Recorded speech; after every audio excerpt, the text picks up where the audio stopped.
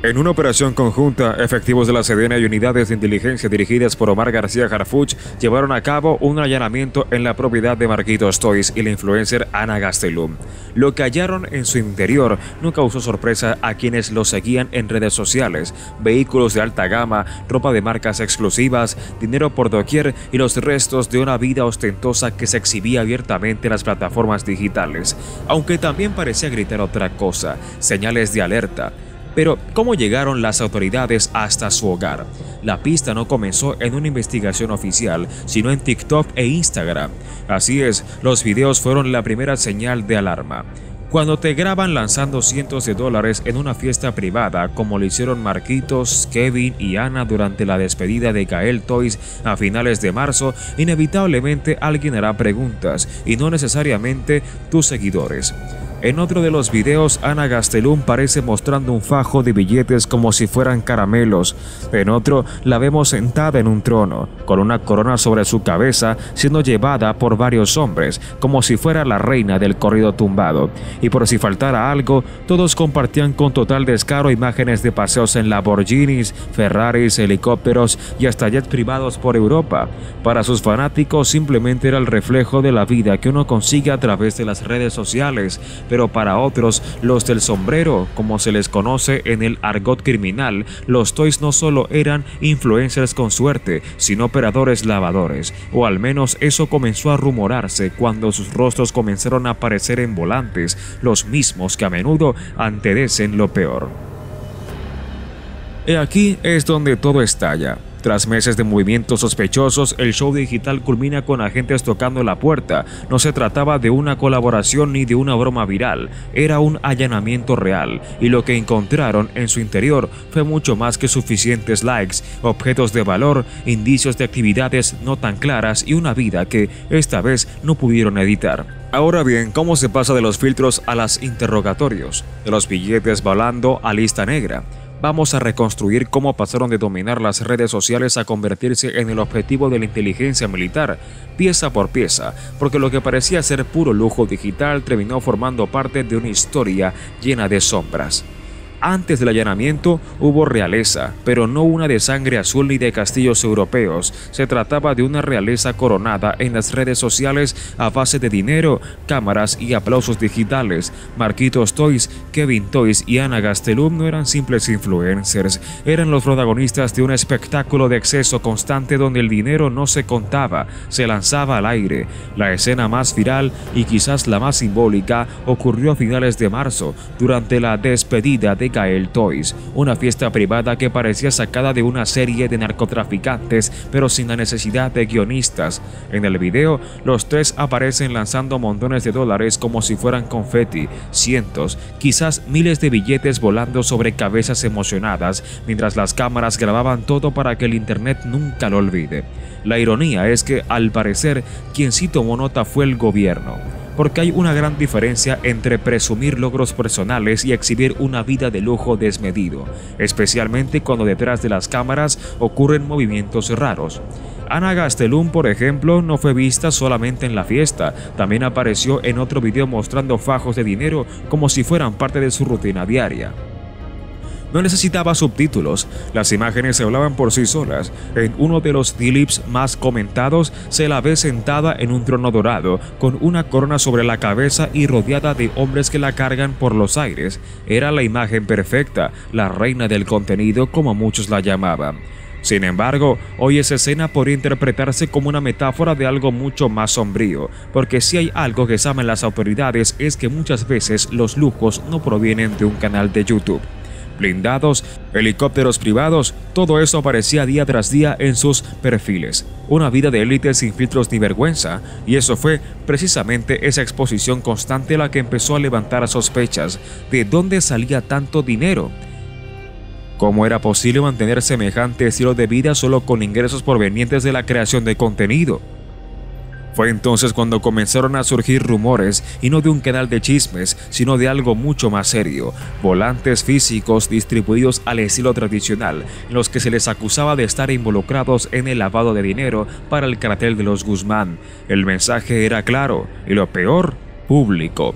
Eso cambió por completo el panorama. Lo que antes se veía como lujo de influencers empezó a ser interpretado como una fachada. Lo que parecía entretenimiento ahora se entendía como evidencia en un país donde las redes sociales y el crimen organizado coexisten más cerca de lo que muchos prefieren reconocer. Cualquier exceso se convierte en motivo de sospecha, y si los del sombrero te mencionan, ya no hay red social que te pueda salvar. La Sedena y Harfuch no llegaron a su casa por casualidad, lo hicieron porque algo no encajaba. Los videos virales, en lugar de entretener, comenzaron a coincidir con otro tipo de narrativa, la de los lujos inexplicables y las conexiones invisibles, pero palpables. Y es que en este país, cuando el mundo del espectáculo se mezcla con el dinero y los rumores de crimen, las preguntas se multiplican, pero lo que hallaron en el allanamiento aún no lo hemos contado todo. Porque si el estilo de vida ya era escandaloso en internet, espera a ver lo que había detrás de las cámaras. Todo parecía un reality show de influencers hasta que llegaron los uniformados, sin cámaras, sin luces de TikTok, sin necesidad de filtros. La Sedena y el equipo de inteligencia dirigido por Omar García Harfuch no estaban allí para dar likes, estaban allí para descubrir qué había detrás del telón. El allanamiento no fue una vista casual ni una revisión rutinaria, fue un operativo perfectamente planificado, con órdenes judiciales, personal armado y vigilancia previa. Lo que alguna vez fue una casa envidiada en las redes sociales se convirtió en un punto de interés para las autoridades federales. El objetivo: registrar, documentar y recoger pruebas que vincularan el estilo de vida ostentoso de los Toys con presuntas actividades de lavado de dinero. La propiedad allanada no era una simple casa de interés social, se trataba de una mansión de lujo ubicada en una zona exclusiva, con acabados de mármol, piscina, autos de alta gama estacionados y una decoración que parecía sacada de un video musical de reggaetón. Esos donde el dinero literalmente vuela. El detalle es que en esta ocasión lo que voló fue la paciencia de las autoridades. Durante el allanamiento, elementos de la Sedena documentaron con video y fotografía todo lo que se encontraba a la vista: relojes de lujo, montones de efectivo en diferentes divisas, libretas con anotaciones financieras, equipos de grabación de alta gama, pasaportes con múltiples sellos de ingreso a Europa y Asia, e incluso dispositivos electrónicos que podrían contener chats, transferencias o movimientos clave. No faltaron las bolsas de diseñador, los zapatos de colección y, para cerrar con broche de oro, una especie de trono dorado que se reconocieron de inmediato.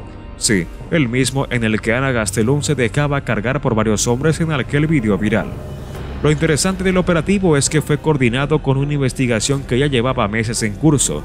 Las publicaciones en redes sociales no eran simplemente excentricidades para mostrar, empezaron a encajar como piezas de un rompecabezas cuando coincidieron con movimientos sospechosos detectados por la unidad de inteligencia financiera. En otras palabras, lo que ellos pensaban que eran likes, para la Sedena eran alertas rojas. El material audiovisual confiscado también resultó crucial. Los videos de las fiestas privadas donde se lanzaban fajos de dólares al aire fueron hallados almacenados en discos duros, junto con otras grabaciones que, según fuentes cercanas al caso, aún no han sido reveladas. La duda no era si había dinero, sino de dónde provenía y cómo se movía. Porque una cosa es vivir cómodamente y otra completamente diferente es mantener ese nivel de despilfarro sin que los números cuadren. Lo más delicado no fue lo que encontraron, sino lo que no pudieron justificar. Propiedades a nombre de otras personas sin una explicación clara sobre su financiamiento, empresas registradas en el extranjero sin actividad operativa y transferencias en cadena con cuentas en paraísos fiscales. Todo esto comienza a perfilar lo que podría ser un posible esquema de triangulación de fondos, lo cual deja de ser un asunto de influencers para convertirse en un tema federal. Mientras las autoridades armaban su expediente, en las redes sociales crecían los rumores que si era persecución política, que si era por envidia, que si todo era un malentendido. Pero cuando Harfuch apareció con un allanamiento autorizado por jueces federales, acompañado de una brigada militar y con documentación de la UIF, ya no estábamos hablando de chismes. Cuando los reflectores de la Sedena se encendieron, los de TikTok se apagaron, y eso fue justo lo que ocurrió. Después del allanamiento, algo cambió. No en la mansión allanada, que quedó intacta pero despojada de glamour, sino en el comportamiento digital del clan Toys.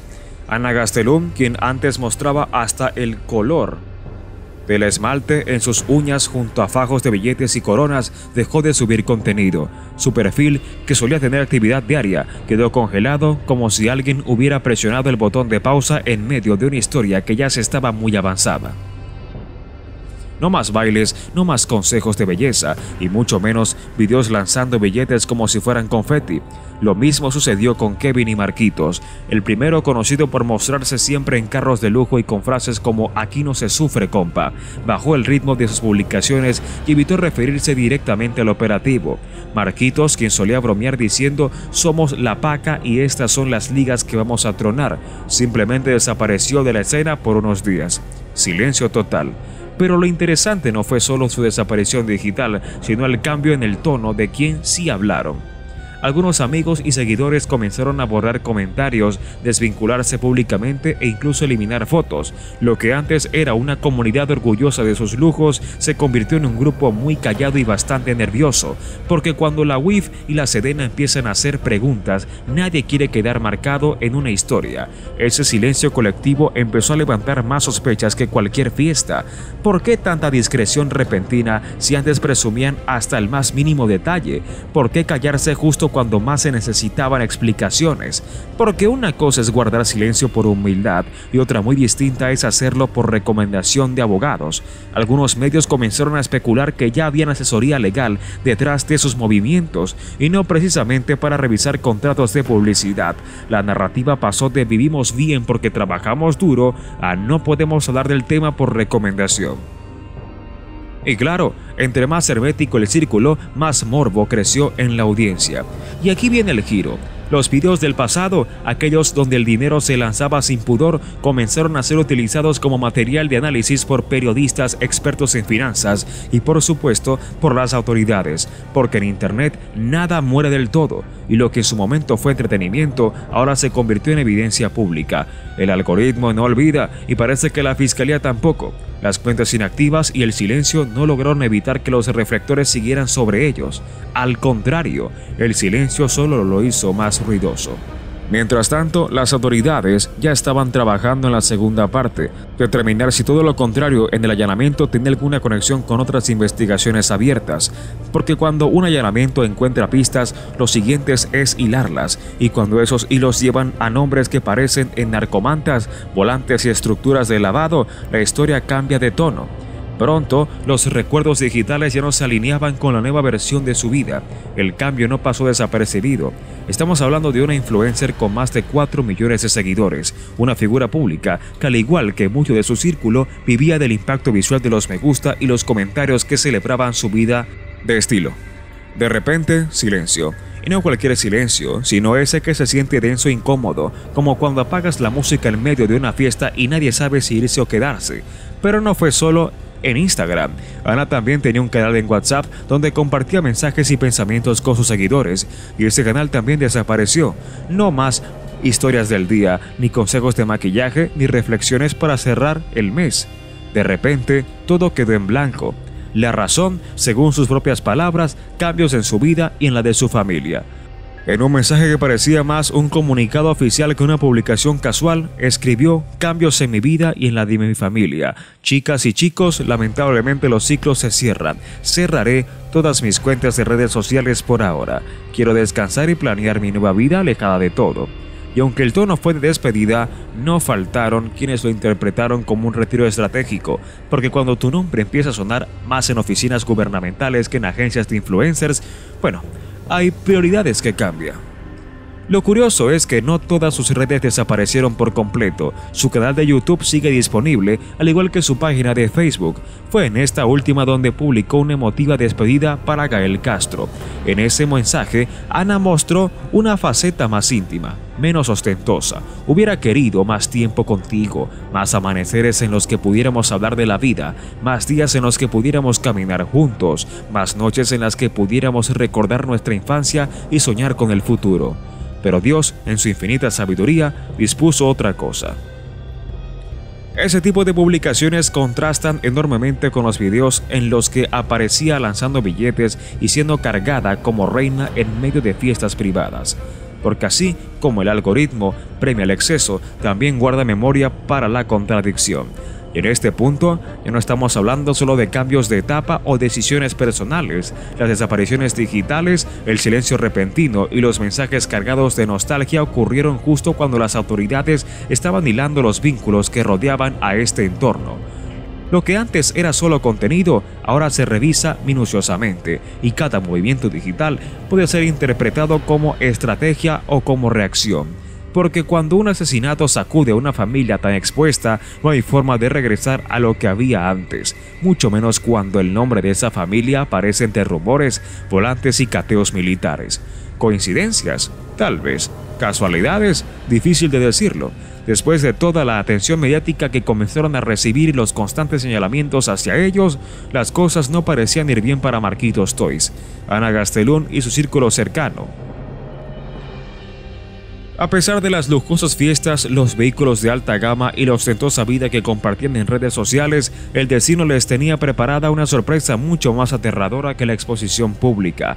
La Sedena, la Secretaría de la Defensa Nacional y el jefe de la Policía de la Ciudad de México, Omar García Harfuch, se adentraron en la historia, marcando un cambio radical en el rumbo de sus vidas.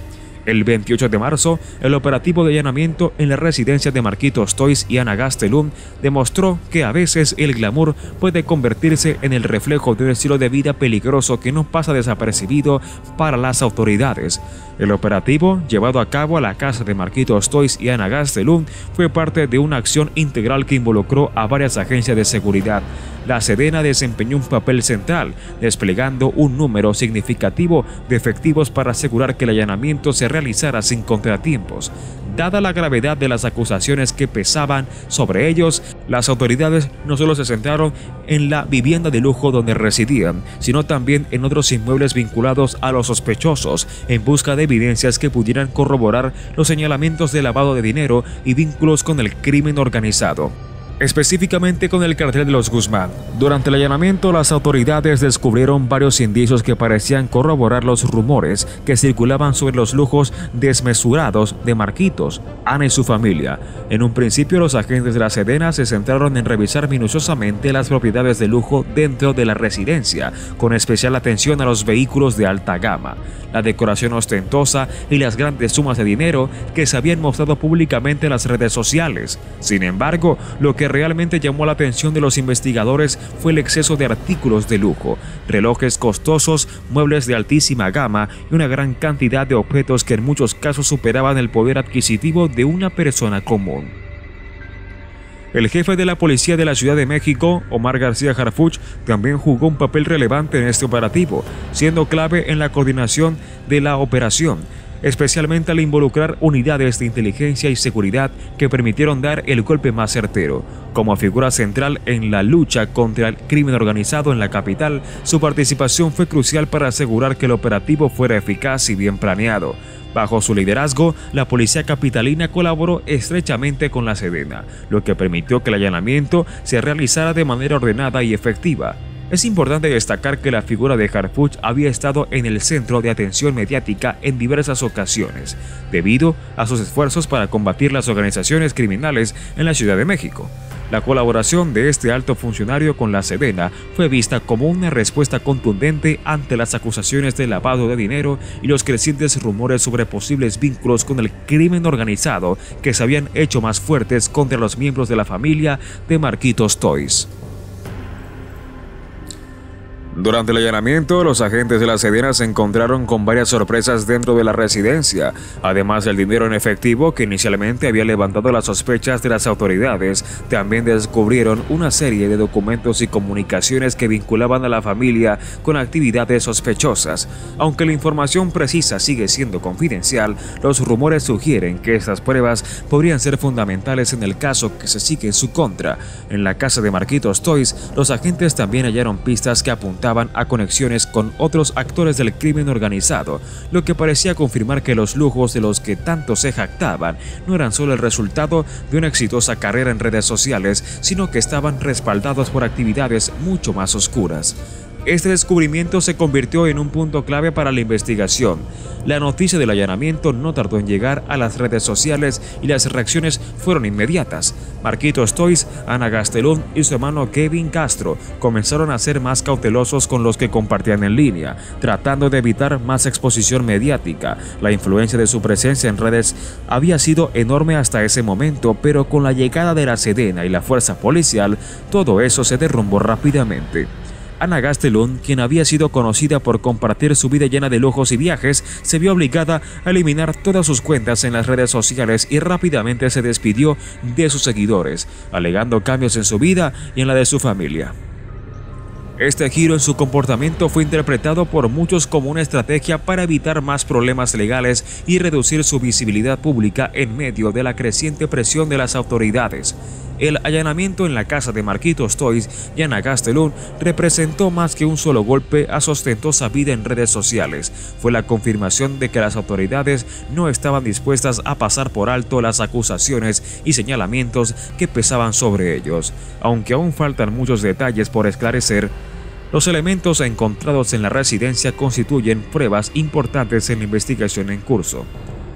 En la residencia, junto con las evidencias recolectadas, parece indicar que las autoridades están decididas a continuar con la investigación. Para los involucrados, el futuro se presenta incierto. Aunque las redes sociales todavía se sigue hablando de ellos, el hecho de que la Sedena y Omar García Harfuch hayan ejecutado un operativo de tal magnitud sugiere que las cosas no serán sencillas de resolver para Marquitos, Ana, Kevin y su círculo cercano.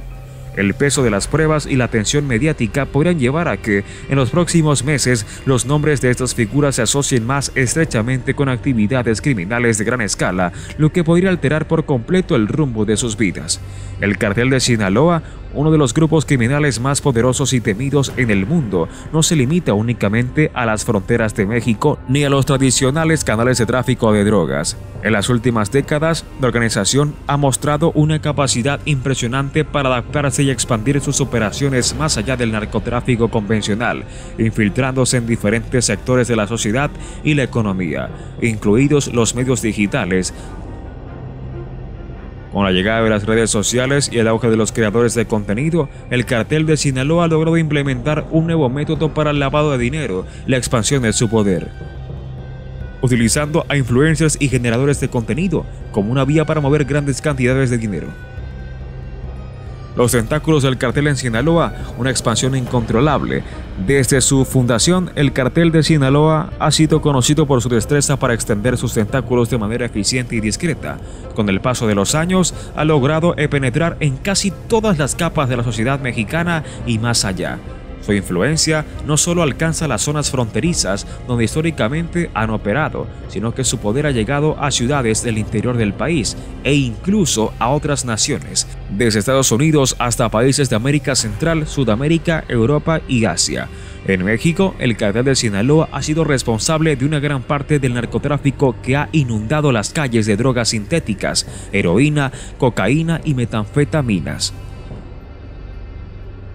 Lo que hace aún más preocupante la expansión de esta organización criminal es su habilidad para diversificarse. Si antes era solo un cartel de narcotráfico, hoy en día ha logrado infiltrar diversas industrias como la minería, la agricultura, la construcción y lo que resulta aún más alarmante, el mundo digital y las redes sociales. De la calle a la pantalla. La infiltración en el mundo digital. Las redes sociales han transformado la forma en que el mundo interactúa. Plataformas como Instagram, TikTok, YouTube y Facebook se han convertido en los nuevos centros de atención, donde millones de personas pasan horas al día interactuando, compartiendo contenido y buscando entretenimiento y noticias. Es en estos espacios donde el Cartel de Sinaloa ha encontrado una nueva oportunidad para mover dinero y expandir su poder. Sin embargo, su implicación en las redes sociales no es directamente visible ni evidente. En lugar de utilizar las plataformas para fines criminales directos, el cartel se ha infiltrado sutilmente en la industria de los creadores de contenido, aprovechando su influencia sobre los jóvenes y su capacidad para mover grandes cantidades de dinero. Los creadores de contenido, nuevos aliados del cartel, Uno de los métodos más efectivos que ha utilizado el cartel de Sinaloa para infiltrarse en las redes sociales es a través de los creadores de contenido, también conocidos como influencers. Estos individuos, que a menudo cuentan con millones de seguidores en plataformas como Instagram, YouTube o TikTok, pueden influir en el comportamiento de sus audiencias y al mismo tiempo generar grandes cantidades de dinero mediante marcas, promociones y ventas de productos.